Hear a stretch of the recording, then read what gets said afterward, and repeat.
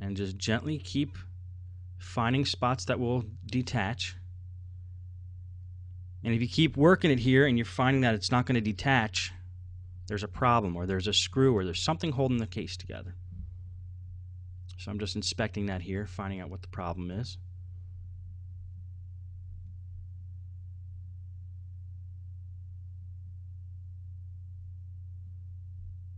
Looks like all the screws are out, so the question is, why is this case not coming apart?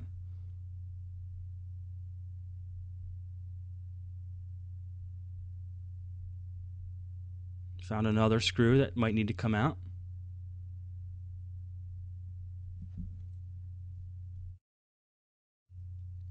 And there's actually two little hex nuts right there that the wireless card screws into. Those actually come off, and they keep the top case attached to the bottom case and attached to the motherboard. That's a little trick of a DV6000. I had to edit out the 10 minutes of video of me trying to find that out, but that is the problem there. So once you get those two screws out, now we should be able to remove the top cover from the bottom cover very easily and expose the motherboard. So those two screws were holding it in. Now if we forced it open, we would have broke something. So take a little time and try to find those things if you have to.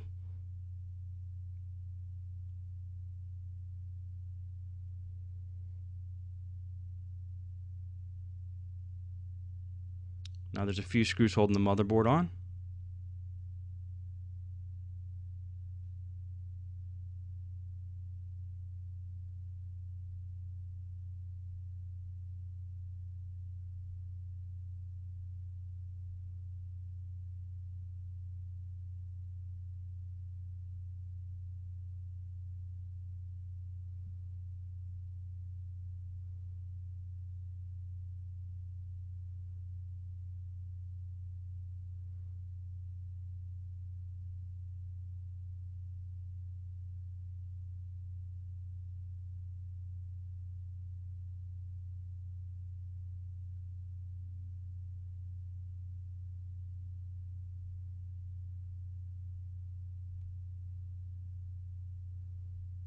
Now, there's still some force holding it in. We don't want to force anything, so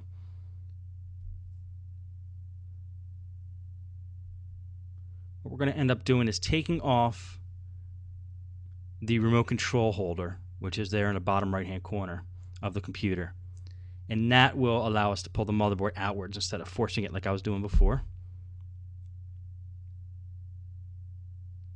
There's four screws holding that in. That's going to come up, pull out, and now we can pull up the motherboard from that side.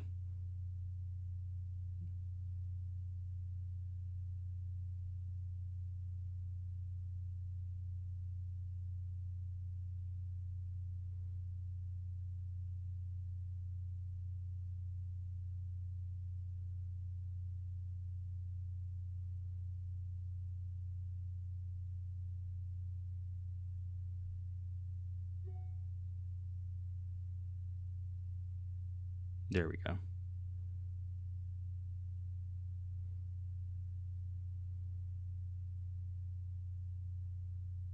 Make sure all your cables are disconnected, and then we can remove the motherboard.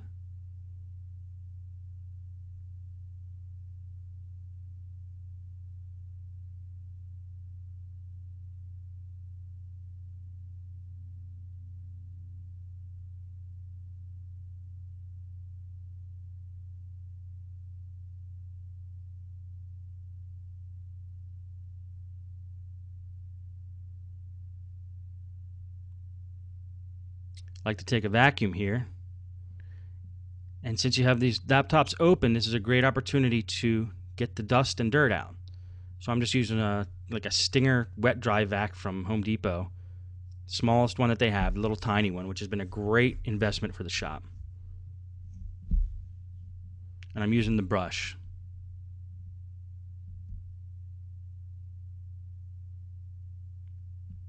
Now let's get that motherboard back. We're going to have to pull off the processor and the CPU fan. I like to loosen these screws in like a star fashion, like you're removing a tire. so you're not putting too much pressure on the processor.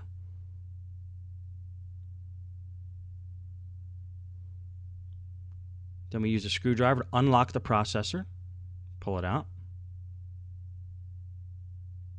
Check over the motherboard, make sure there's nothing else on the motherboard that we need.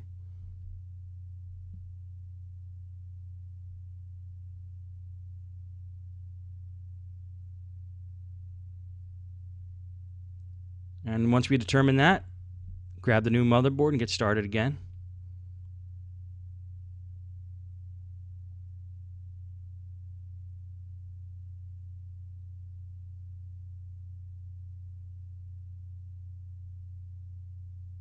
Now, I ordered this motherboard on eBay. The DV6000 motherboards have a model number right under the RAM. And if you do a search for that model number that's right under the RAM, I think it usually ends in like a 0001. There's a little white sticker there, you can see it. That will tell you which model number to get as a replacement. And we just do an eBay search for that, find the replacement, order from a trusted seller, and then usually get a pretty good deal on it. It beats buying it directly from HP.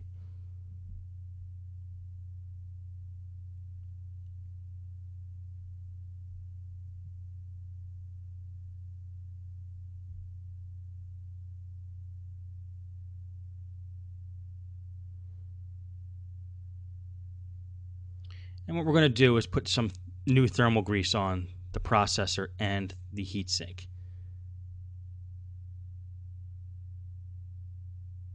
If needed.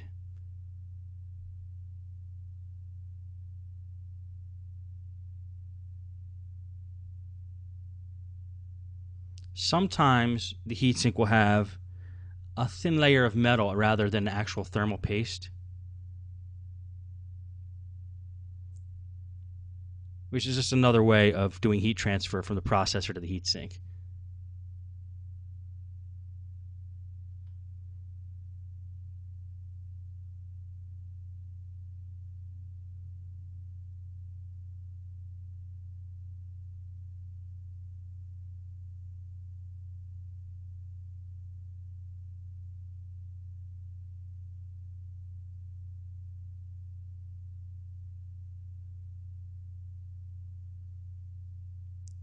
We're going to take a processor, make sure it's lined up.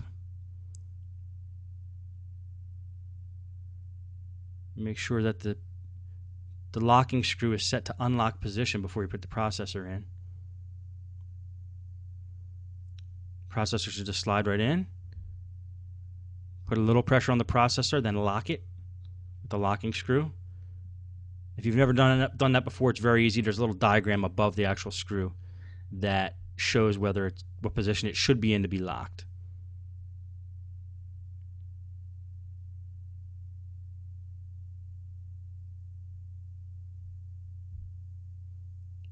Lock it